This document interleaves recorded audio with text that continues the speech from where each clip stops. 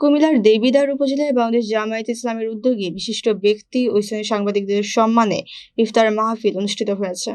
সোমবার দেবিদ্বার পৌর মিলনায়তনে আয়োজিত এই অনুষ্ঠানে সভাপতিত্ব করেন দেবিদ্বার উপজেলা জামায়াতের আমির অধ্যাপক মোহাম্মদ শহীদুল ইসলাম। পৌর জামায়াতের আমির ফেরদৌস আহমদ অনুষ্ঠানটি সঞ্চালনা করেন। এতে প্রধান অতিথি হিসেবে বক্তব্য রাখেন কেন্দ্রীয় মজলিসে শুরার সদস্য ও কুমিল্লা উত্তর জেলা জামায়াতের আমির অধ্যাপক আব্দুল মতিন।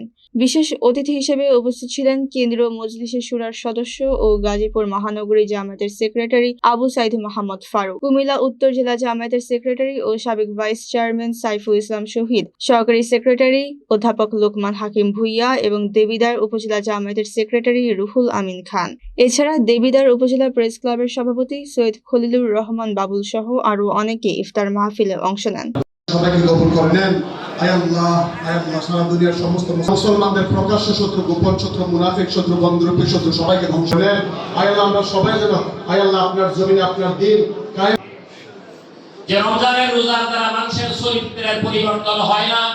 সাংবাদিকদের সম্মানে আয়োজিত আজকের এই ইফতার মাহফিলের সম্মানিত সভাপতি, মাহে রমজানের মাস আসলেই বাংলাদেশ জামায়াত ইসলামী কুমিল্লা জেলা সম্মানিত আমির